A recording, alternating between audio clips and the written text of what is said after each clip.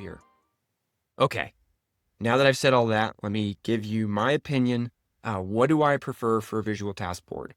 And honestly, sometimes I've actually snuck this into Miro with small, simple teams. And you can just be like, hey, I'll just have a little bit of the Miro board that will track, some columns and we'll build things. But it gets a little bit convoluted and it can be annoying to move tickets.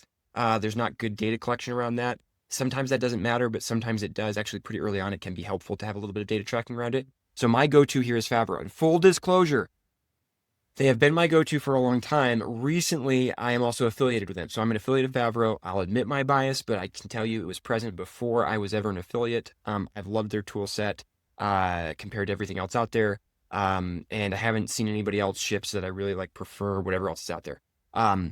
Why did I like Favreau back when I was leading teams? Why do I still like it today? High flexibility. You can do a lot with Favreau. It gives you solid options while remaining lightweight. So if you have a very small team, Favreau works just fine. Want to try a change? Go for it. It's easy to revert. When I've worked with heavier systems like Jira, I can end up quite annoyed at how centralized everything is and is to some extent designed to be, and how difficult changes can be to make, to undo. I don't like their tracking systems as well.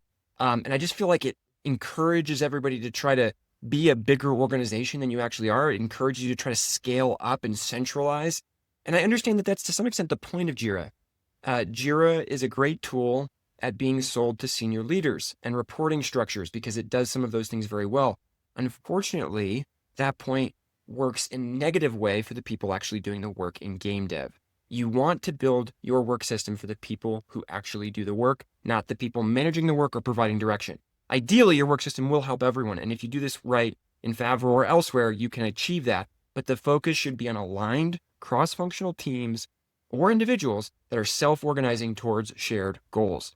The high uncertainty that exists in game development means building systems around control and management are less likely to succeed.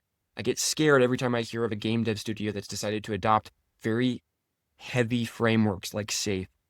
And then they're putting that inside of a Jira frame because that's what everybody does, right? And it's comfortable.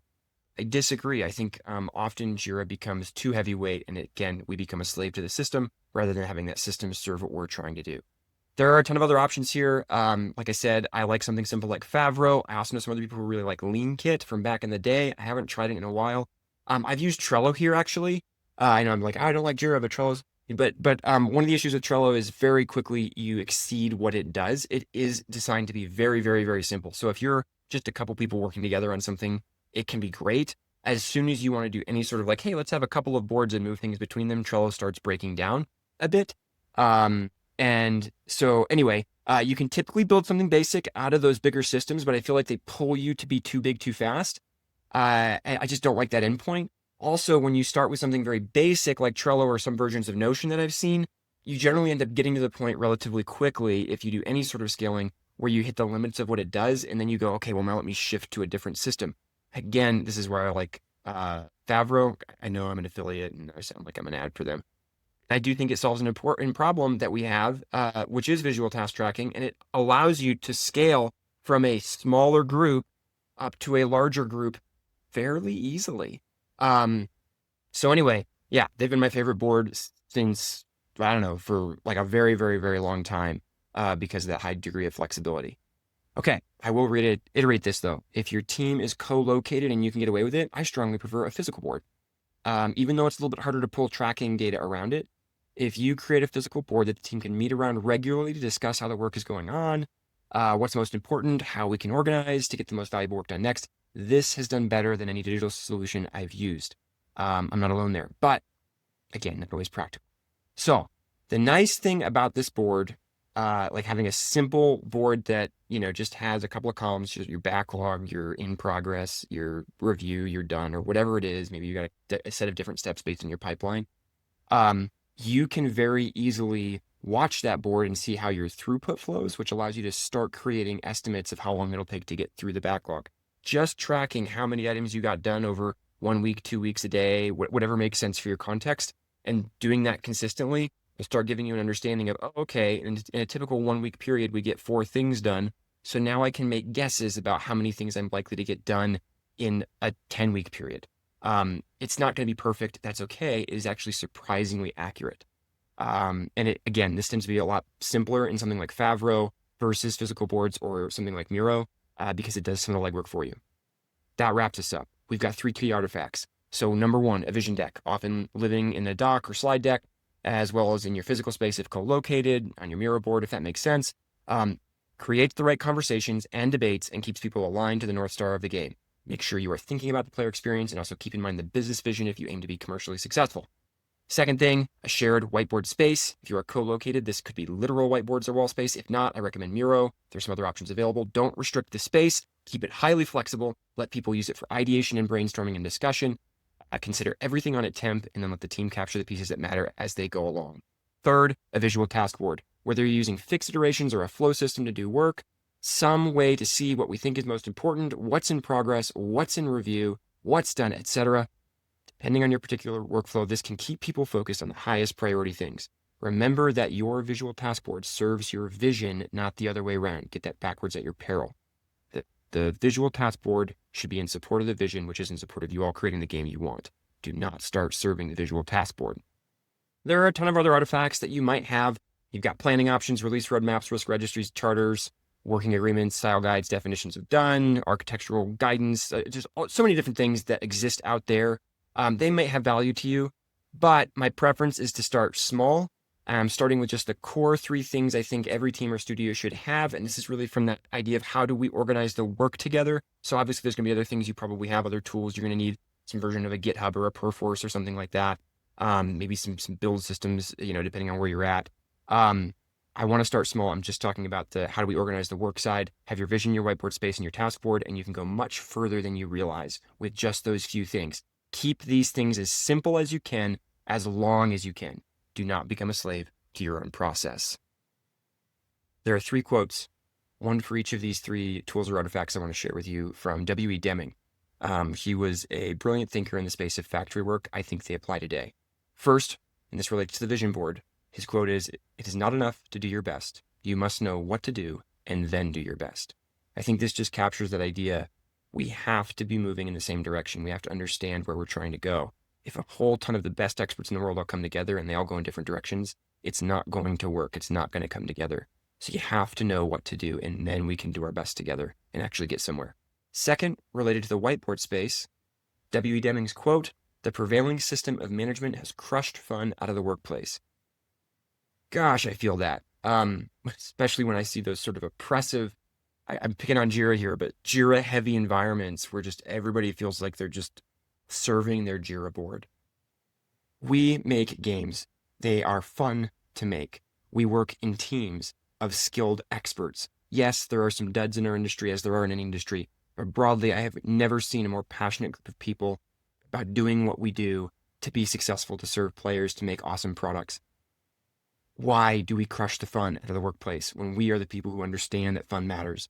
Keep this whiteboard space clear. Keep it open. Allow people to have fun. Collaboration is fun. Solving cool problems is fun. If you can do that together well, allow your team to do that. Allow them to self-organize. Allow them to surprise you.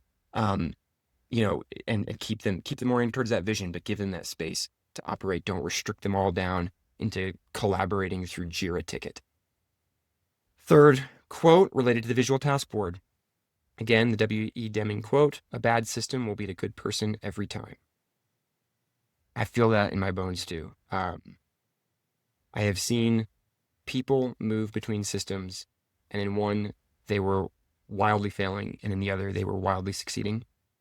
You can take great people and put them in a system and make them, I'm overusing the phrase, and make them a slave to that system, to that bad system, and it will beat everything good that they try to do. Leaders can do this, but so can the tools, so can the processes. So a bad system will beat a good person every time. Keep that in mind. All right. Thank you for listening to the podcast. Does this sound familiar? You're in a leadership role at a game studio. Everyone is busy working. No one has any time. But the actual game itself isn't in a good spot. Maybe it's the tech. Maybe it's the lack of a validated prototype. Maybe it's that every person seems to have a different idea about what we're trying to build. But you've got a job. There are reports to send, meetings to schedule and facilitate, the occasional season of performance reviews to go through. And everyone is always so busy. When you step back, it makes you wonder if everyone is just going to keep slowly walking towards the abyss until the project or game fails. Is this what it means to be a leader in games? In tech? To endlessly repeat the same sequence of meetings without really moving the needle? To spend hours trying to get Jira tickets and dashboards where they should be? To pretend that everything is fine when you know deep down it really isn't? It doesn't have to be this way. You can make a difference. You can help your team and game succeed, but sometimes you need a bit of help to get there. I've started a Game Dev Leadership Accelerator. It aims to level up leaders who see opportunities to make a difference but don't know how to capitalize on them. We'll walk through what it means to lead well and give you tools to understand your organization's challenges and implement changes to overcome them. Game dev is hard. Knowing how to lead will give you an edge. It will still be hard, but you'll be ready to tackle it. If you're interested, let me know below. Hit the link. I hope to see you in the accelerator because I believe better leaders will help teams make better games, and I look forward to someday playing what you create. Does this sound familiar? You're in a leadership role at a game studio. Everyone is busy working. No one has any time. But the actual game itself, isn't in a good spot. Maybe it's the tech. Maybe it's the lack of a validated prototype. Maybe it's that every person seems to have a different idea about what we're trying to build. But you've got a job. There are reports to send, meetings to schedule and facilitate, the occasional season of performance reviews to go through. And everyone is always so busy. When you step back, it makes you wonder if everyone is just going to keep slowly walking towards the abyss until the project or game fails. Is this what it means to be a leader in games? In tech? To endlessly repeat the same sequence of meetings without really moving the needle? To spend hours trying to get Jira tickets and dashboards where they should be? To pretend that everything is fine when you know deep down it really isn't? It doesn't have to be this way. You can make a difference. You can help your team and game succeed, but sometimes you need a bit of help to get there. I've started a Game Dev Leadership Accelerator. It aims to level up leaders who see opportunities to make a difference but don't know how to capitalize on them. We'll walk through what it means to lead well and give you tools to understand your organization's challenges and implement changes to overcome them. Game dev is hard. Knowing how to lead will give you an edge. It will still be hard, but you'll be ready to tackle it. If you're interested, let me know below. Hit the link. I hope to see you in the accelerator because I believe better leaders will help teams make better games, and I look forward to someday playing what you create.